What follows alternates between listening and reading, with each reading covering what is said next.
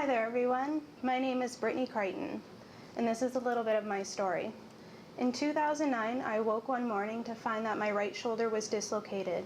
After a trip to the emergency room and many attempts to put my shoulder back in its socket, I was referred to an orthopedic surgeon who attempted twice surgically to repair it. Both of those attempts failed, and the doctor told us that something else was going on in my body. That was the beginning of my long journey. From there, my other shoulder permanently dislocated and both my hips sustained labral tears.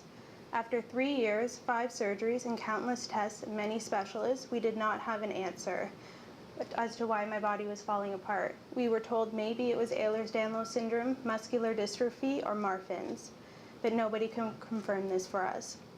I was living in constant pain and had to give up a career I had chosen to work in, which was to work with geriatrics. I waited for a year to get into a pain management clinic, only to be told once they saw my shoulders that there was no help for me. My family and I then decided to make the trip to the Mayo Clinic in Rochester, Minnesota, to see if someone there could finally end the 3 years of wondering and guessing. After a week of testing, I finally had a confirmed diagnosis of Ehlers-Danlos syndrome type 3. In the summer of 2012, we were put in touch with the ILC Foundation.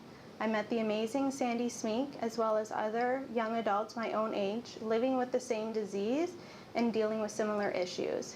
After 3 years of feeling so alone and so isolated, it was nice having people to talk to who could truly relate to what you were going through. In September 2012, my world changed again. I started having trouble walking and spent most days in a wheelchair. I would wake up covered in bruises, looking like I had been beaten, sort of like today. And I had episodes of passing out, and I was having seizures. I had constant nausea, vomiting, pressure headaches, and I was losing the feeling in both legs. I had lost most of my hair and decided to shave what was left, which was a hard thing to deal with as a young woman. After many trips to the emergency room, more tests, more doctors, and still no reason to why this was happening, my family and I made the hard decision to go to Maryland to see Dr. Henderson.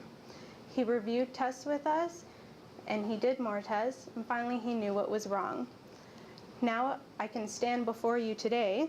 I've not had a seizure since my surgery in June, and I have both of the feelings back in my legs. And I have hope again because of Dr. Henderson. He has given me back my quality of life.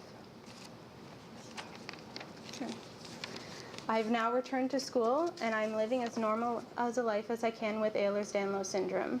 I am by no means cured, as there is no cure for EDS, and I know that there will always be up and downs with this disease, and I'll deal with those days as they come.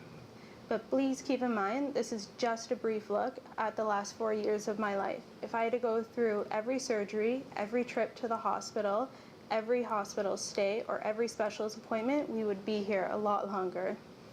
I believe that changes can be made, and I believe that they will be made for people living with Ehlers-Danlos syndrome. All it takes is the willingness and knowledge to work together. And with that, I'll leave you with one of my favorite quotes by Bob Riley. One person can make a difference. In fact, it's not only possible for one person to make a difference, it is essential that one person makes a difference. And believe it or not, that person can be you. Thank you.